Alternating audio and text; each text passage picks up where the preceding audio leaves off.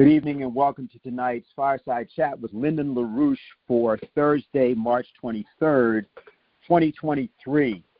40 years ago today, a strategic initiative to end the mad descent into an inevitable species extinction, either through nuclear war or the just as destructive post-industrial paradigm shift of the post-John Kennedy 1960s.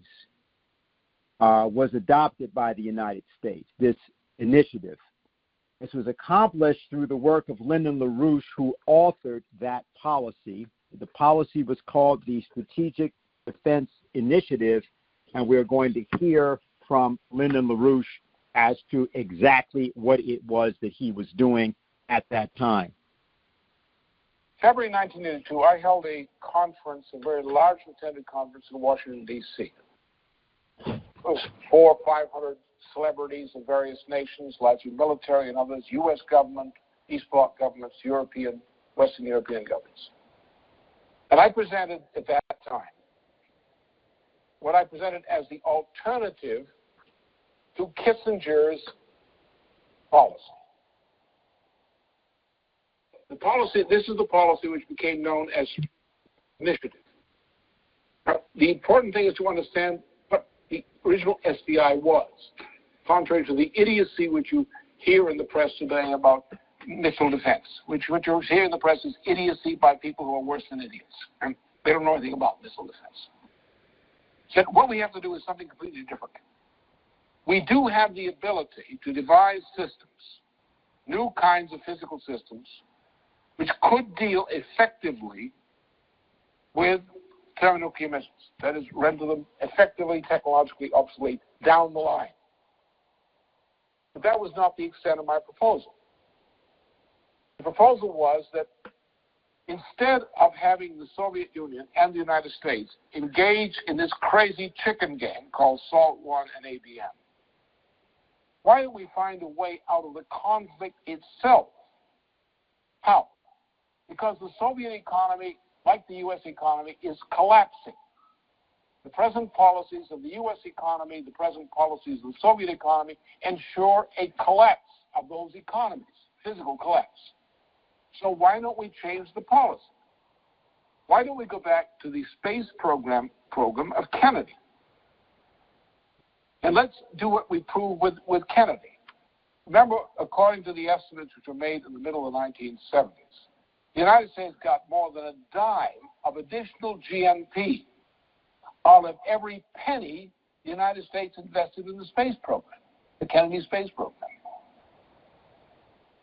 The point is that since increases in productivity come directly only from improvements in technology derived from fundamental scientific discoveries, the higher the rate you convert fundamental physical discoveries into practice, the greater the rate of increase of productivity per capita population and per square kilometer of area.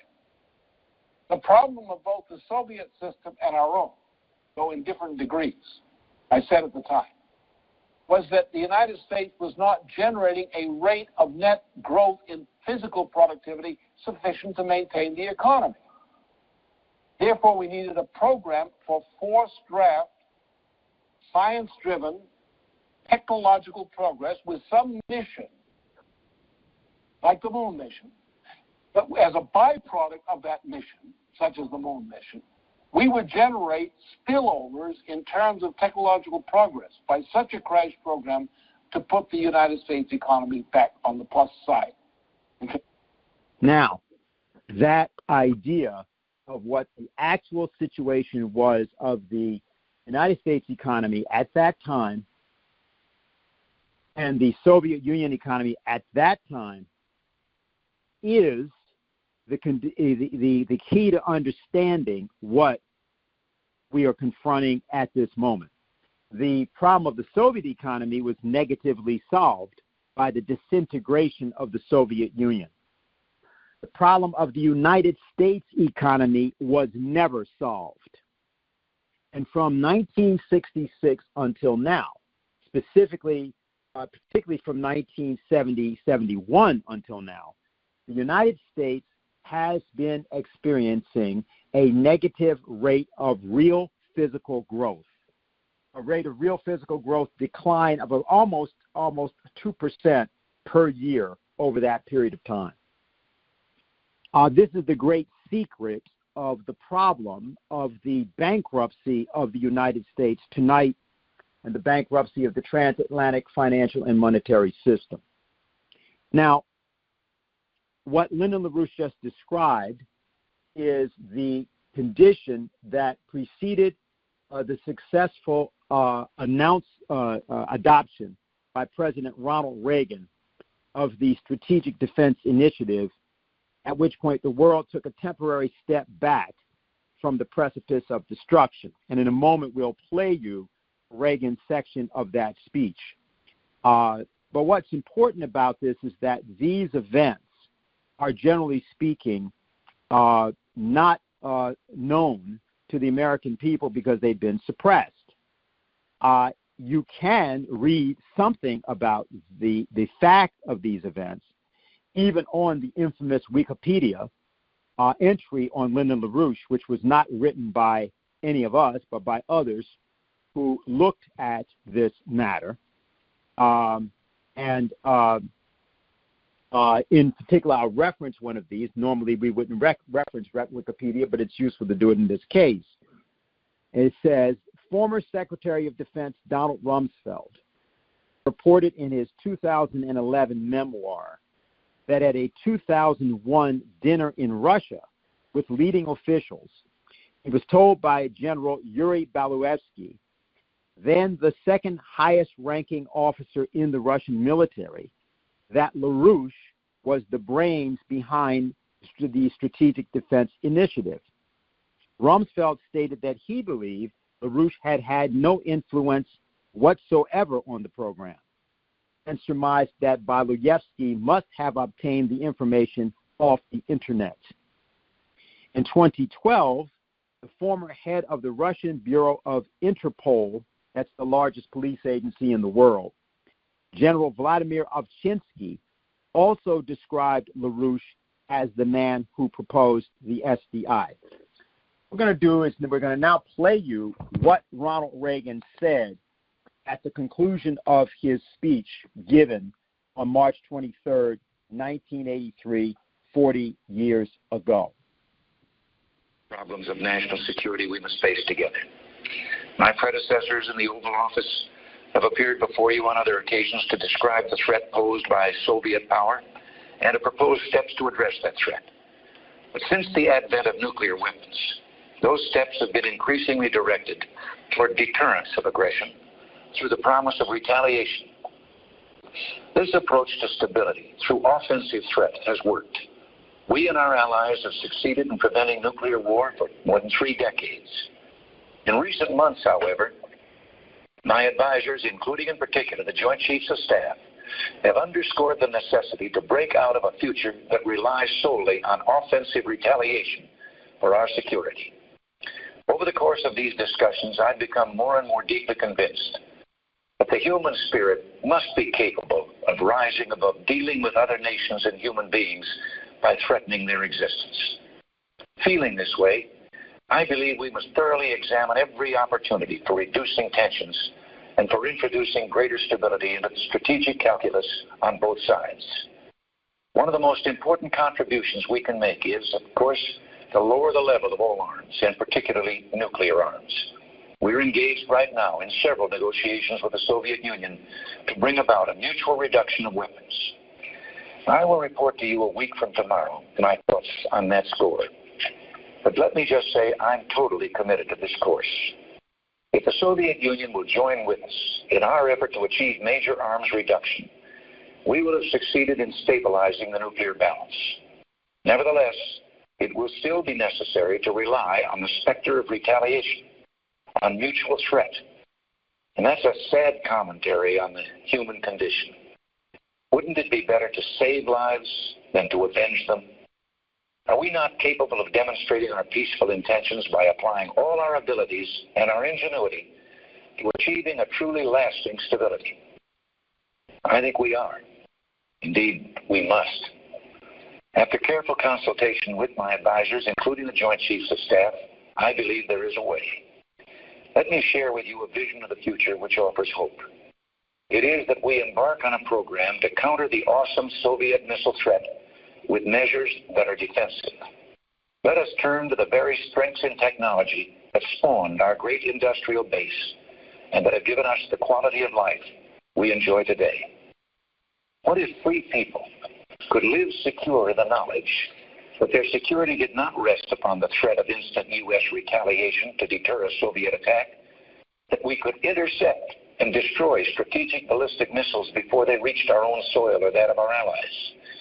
I know this is a formidable technical task, one that may not be accomplished before the end of the century. Yet current technology has attained a level of sophistication where it's reasonable for us to begin this effort. It will take years, probably decades of effort on many fronts. There will be failures and setbacks, just as there will be successes and breakthroughs. And as we proceed, we must remain constant in preserving the nuclear deterrent and maintaining a solid capability for flexible response. But isn't it worth every investment necessary to free the world from the threat of nuclear war? We know it is. In the meantime, we will continue to pursue real reductions in nuclear arms, negotiating from a position of strength that can be ensured only by modernizing our strategic forces. At the same time, we must take steps to reduce the risk of a conventional military conflict escalating to nuclear war by improving our non-nuclear capabilities.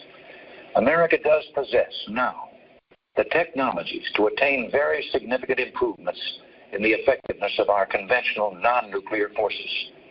Proceeding boldly with these new technologies, we can significantly reduce any incentive that the Soviet Union may have to threaten attack against the United States or its allies. As we pursue our goal of defensive technologies, we recognize that our allies rely upon our strategic offensive power to deter attacks against them. Their vital interests and ours are inextricably linked. Their safety and ours are one, and no change in technology can or will alter that reality. We must and shall continue to honor our commitments. I clearly recognize that defensive systems have limitations and raise certain problems and ambiguities. If paired with offensive systems, they can be viewed as fostering an aggressive policy, and no one wants that. But with these considerations firmly in mind, I call upon the scientific community in our country, those who gave us nuclear weapons, to turn their great talents now to the cause of mankind and world peace, to give us the means of rendering these nuclear weapons impotent and obsolete. Tonight, consistent with our obligations under the ABM Treaty and recognizing the need for closer consultation with our allies, I'm taking an important first step. I am directing a comprehensive and intensive effort to define a long-term research and development program to begin to achieve our ultimate goal of eliminating the threat posed by strategic nuclear missiles. This could pave the way for arms control measures to eliminate the weapons themselves. We seek neither military superiority nor political advantage. Our only purpose, one all people share, is to search for ways to reduce the danger of nuclear war. My fellow Americans, tonight we're launching an effort which holds the promise of changing the course of human history. There will be risks, and the results take time, but I believe we can do it.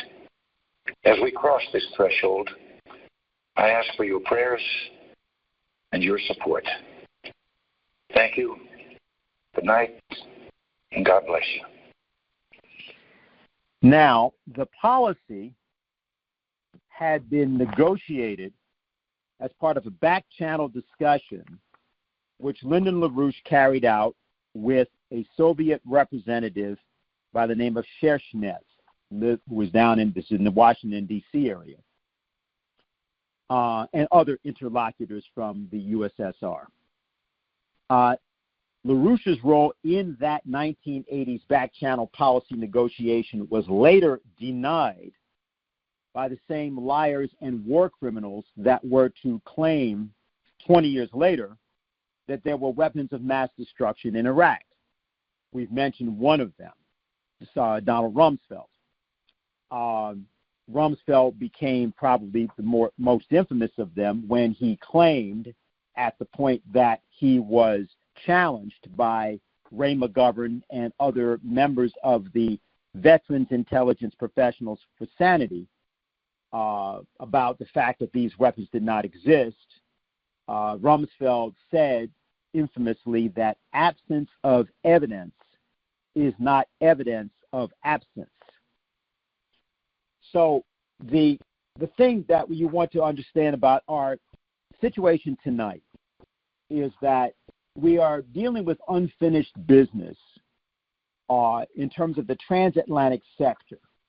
The now ongoing self-destruction, which is not controllable from within that sector as such, has to be, if it is to be stopped, if it is to be redirected, has to be done through a combination of factors involving an international deployment. And that international deployment is something that our organization, in its international version in particular, has to carry out. Now, I referenced, and people have received in the notice for this meeting, something concerning a document that Lyndon LaRouche wrote in 1983, and which came out about 3 months after what you just heard from President Ronald Reagan. And that document was called Saudi Arabia in the year 2023. So it was written 40 years ago, but has the title Saudi Arabia in the year 2023, and that would be now. We will not try in any sense to do more than to indicate the contents of the document, because you should all read it, and you can get it from our organization. There's a PDF version of the document, and therefore it can be read online. And if you are so inclined to do that, and also are contributing to our organization, I'm sure that various of the fundraisers can work out whatever arrangements are needed for you to get this. What I'm going to do is simply indicate to you something from the introduction, and then say a couple of things about why this document is so important to us tonight. So in the introduction, it just begins by saying, from the western border of Iran to the Atlantic Ocean, and from the southern border of Turkey into the African Sahel, there exists an Arab world so interdependent that no economist can consider competently the sovereign interests of any one Arab state without studying the political and economic interdependence of that world as a whole. It is a world which pivots on Egypt, a world whose existence is defended to the east by Iraq and to the west by Morocco. It is a thinly populated domain whose political and economic security depends most immediately upon the state of affairs in certain key nations bordering it. This means most emphatically the state of affairs in Iran, Turkey, Nigeria, and the group of black African states encompassing the headwaters of the Nile. The stability, growing prosperity, and peace of the region of Pakistan, India, Sri Lanka, and Bangladesh is the most vital strategic economic interest of this entire combined region of Arab and black African states east of the Libyan desert. It is therefore also the vital strategic interest of the Arab world as a whole. So he begins that way. Some 20 years later, nearly 20 years later, when LaRouche would appear in Abu Dhabi in 2002, he would start his presentation by saying this. And this is, remember, the year after 9/11. He would start his presentation by saying, whatever United States policy might appear to be right now, The reality of the present world economic crisis will probably force some sweeping changes in U.S. policy and thinking during the near future. There is no hope for the economic revival of the United States from the present world economic crisis without precisely such cooperation in the land transport-based development of the Eurasian and African continents as a whole. If the United States is to find a solution to the inevitable disasters caused by its present policies, this must include a special role for the Middle East. And the approach to a solution to that strategic crisis does not lie in oil as such, but in the way petroleum production and marketing can be applied to serve the broader long-term interests of the region. Stable governments within the region and stable relations with areas outside of the region are the first line of defense of the region from the forces and other perils which presently menace it. The crucial role of transport development is a leading example of the measures of defense required. Now, let me just put it this way.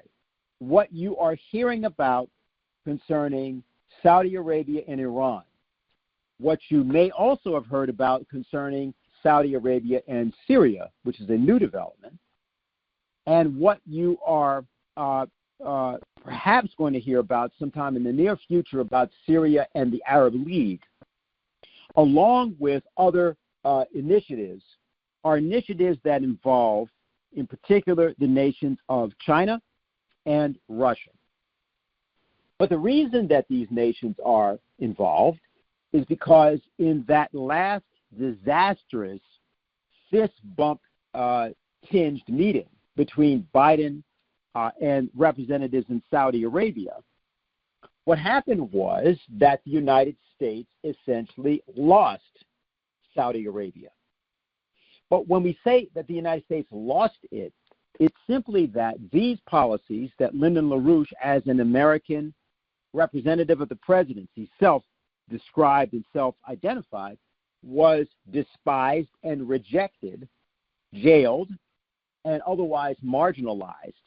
But that never stopped him from making the proposals such as these that he made relentlessly and in detail. Now, in terms of where we stand tonight, and I'll say this and then conclude the presentation, and we can take whatever questions are appropriate. In this document, Saudi Arabia in the year 2023, he has a section on the American system. And he asked the question, well, why did the United States stop following the policies that would have allowed that United States to play the role that LaRouche envisioned, both in terms of what you heard with respect to the Strategic Defense Initiative and what we just indicated with respect to this idea concerning the Southwest Asia, really, the Southwest Asia and Northern Africa into the Northern and Central Africa. Why did the United States stop doing this? Well, he outlined something which may be of some interest to those of you who are asking questions about the present banking system. He said this. He said, the principal distinctions between the American system of political economy and the British system are these. Number one, under the United States federal Constitution, the federal government maintains a monopoly in the creation of credit and regulation of banking. Under the provisions enacted by President George Washington's administration, a national bank is established to issue currency issues which the Congress authorizes as loans into the banking system as a whole, which Congress authorizes as loans into the banking system as a whole. Private banks are restricted to participate in such lending and to lending a fraction of the total deposit of lawful currency and specie placed with them for this purpose. That's the American system. He says the Lombard system, typified today by the Bank of England, and the United States Federal Reserve System is outlawed. The Federal Reserve is unconstitutional, but the Manhattan-centered bankers own most of the members of Congress, most of the major law firms from which judges are selected, and most of the appointments to the executive branch. So the Constitution of corruption overrules the Constitution of law. And then he says this: in the American system, the purpose for which new issues of currency are loaned is broadly restricted to public and private investments in chiefly basic infrastructure, agriculture, and industry, whose effect is to increase the productive power of labor as a whole. In the British system, the ultimate objective is to increase revenue from the categories of ground rent, usury, and speculation in monopolistic control of prices of selected commodities. This latter is promoted at the expense of improvements. This is promoted at the expense of improvements in the production of newly created tangible wealth. And there, ladies and gentlemen, you have your present United States. And this United States, in this form, is morally unfit to survive and cannot. You would have to implement what is being discussed here, and I wanted to reference this in the context of this document for two reasons. One, obviously because of the date of the document, Saudi Arabia in the year 2023, written 40 years ago for now. And secondly, because there is a way out, there is a solution, there is an option, and it can be taken. Now, I just want to say a few things in closing concerning what Helga Sepp-LaRouche, who is the leader of the Schiller Institute, founder of the Schiller Institute, and wife of Lyndon LaRouche, had to say. I'm just going to characterize it. She was interviewed today by TASS, the Russian news agency, and they just had this little section from her. They say, according to Helga Sepp-LaRouche, Western establishments, quote, are still completely underestimating the reality that there is a powerful renaissance of the non-aligned spirit occurring right now. Now, that refers to the idea of the non-aligned movement founded in Bandung, Indonesia, back in 1955, April 18th of 1955, also called the Afro-Asian Summit. And what the spirit of the Bandung Conference with Bandung, Indonesia, is that various nations have very publicly decided they are not going along with the Ukraine so-called war, which is really a part of a perpetual war that was already started in Iraq back in 2003 and has never ended. Just sort of changing various venues, but the war continues. And actually, you had Afghanistan before that, and then Iraq, and then you had Libya, you've had Syria. It will go on and on. It will never end because it's actually the characteristic economic activity presently of the transatlantic sector, exactly because of what Lyndon LaRouche described above as the British system. It's a system of looting. It's a predatory system. It is not the same. Well, you can say it's the same as a certain version of so-called capitalism, but it's really monetarism. It's usury. And that cannot be the basis for the continuation of this country.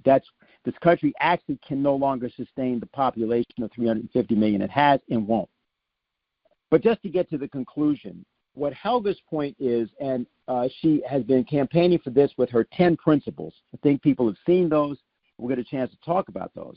Those 10 principles are intended to be the voice, the echo, the response, if you will, to the initiatives being taken by what we'll call the Global South, but an extended non-aligned movement which does not wish to make a decision to take sides in a losing proposition. whether it's referred to as climate change, whether it's referred to as the Ukraine war, whether it's referred to as the autocracies versus the democracies, whatever the name is, people are disinclined to go along. So in order for this to be successful, in order for our job, our work to be successful, I think we can take today as a useful occasion to remember what happened back then, March 23rd, 1983, what Lyndon LaRouche did and why it worked, and why individual citizens armed with an idea are the most powerful political force in the world. So we'll stop at now and we'll just have a discussion.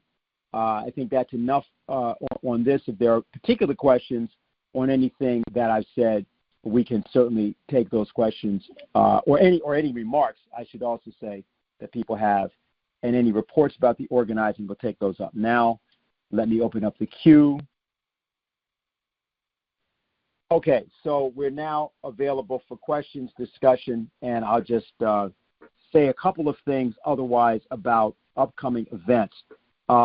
There will be, Saturday, first of all, we have our regular meeting, 2 o'clock, and Paul Gallagher, who was the head of the Fusion Energy Foundation at the time of the March 23rd, 1983, will be our guest, along with Bill Jones, a representative for, does a lot of our work in China.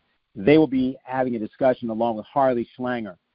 So that'll be on Saturday at 2 o'clock. And then I'd like somebody to go in and, and say something about a Sunday appearance, I believe, by Helga, which is a Twitter-based appearance, which I think was just set up today. So there will be some other matters.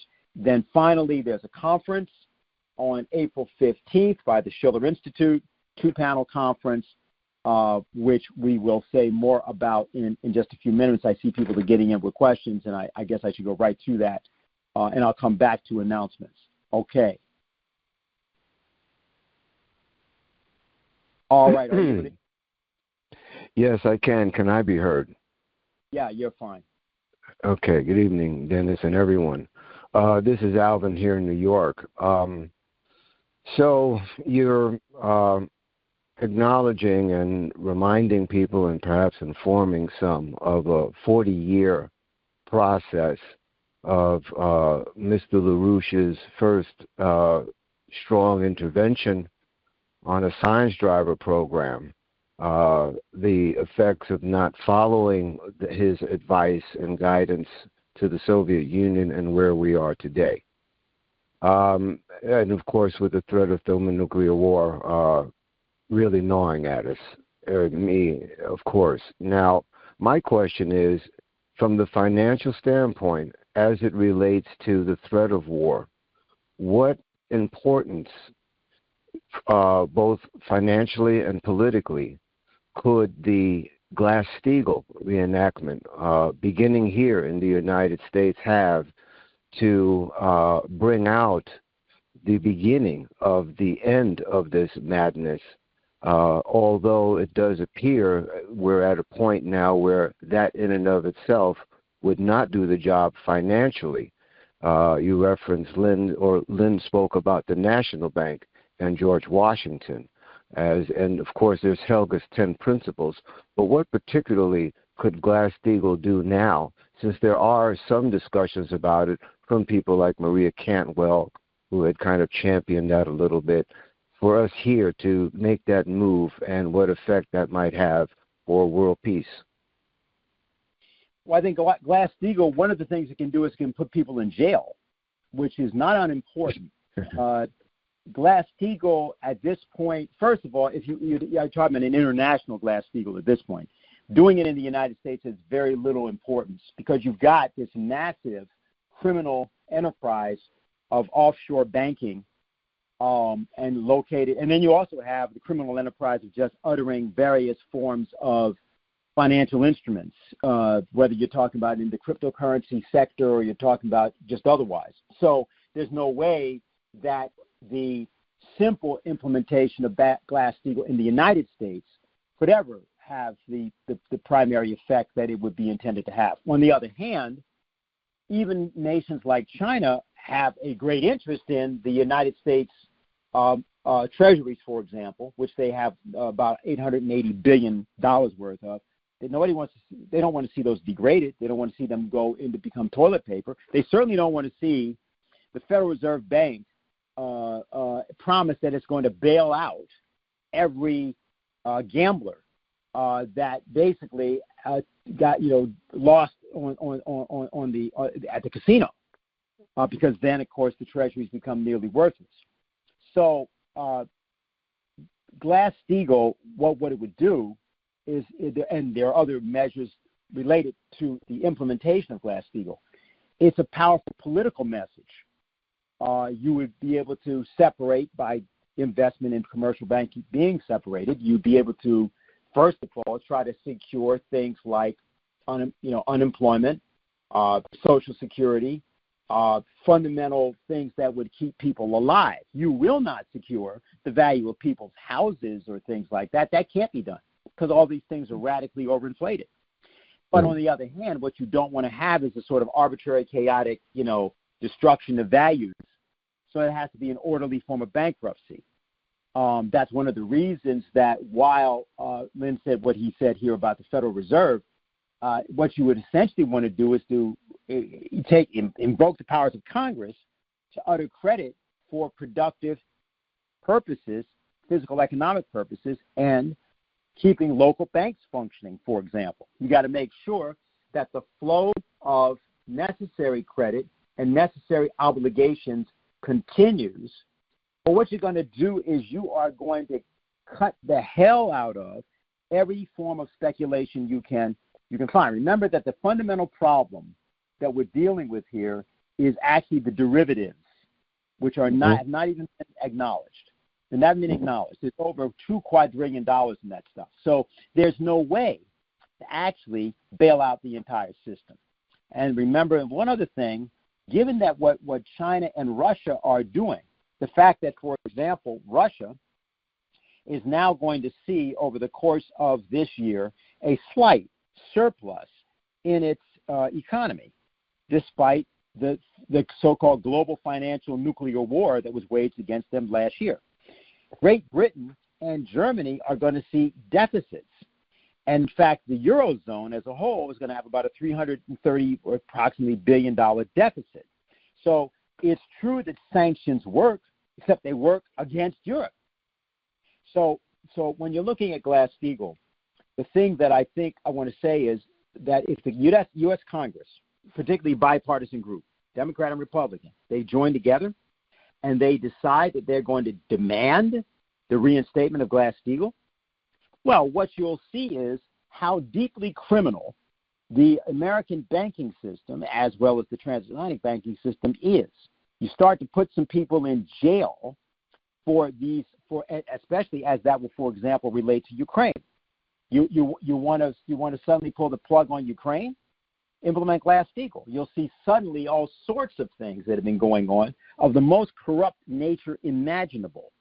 And that becomes very important. It's not merely political. It is a first step. Now, there are things that can be done otherwise, but this will imply meetings, joint meetings with Russia, with China, with also India, Japan, many other countries, to work out a system in which you can have, in some cases, even trade without currency, because some currencies are not going to be valid or viable. You're going to have to work out a lot of other things. But a real agreement, a desire. You have to end war. You have to just put all the wars on hold. The kind of thing that you see going on between Armenia and Azerbaijan, who just announced that they're going to end their conflict, or what we reference between Syria and Saudi Arabia, or some of these other things. This is what we have to see. And so I think that's probably the best I can do in terms of trying to supply an answer to that at the moment. That's it. Thank you.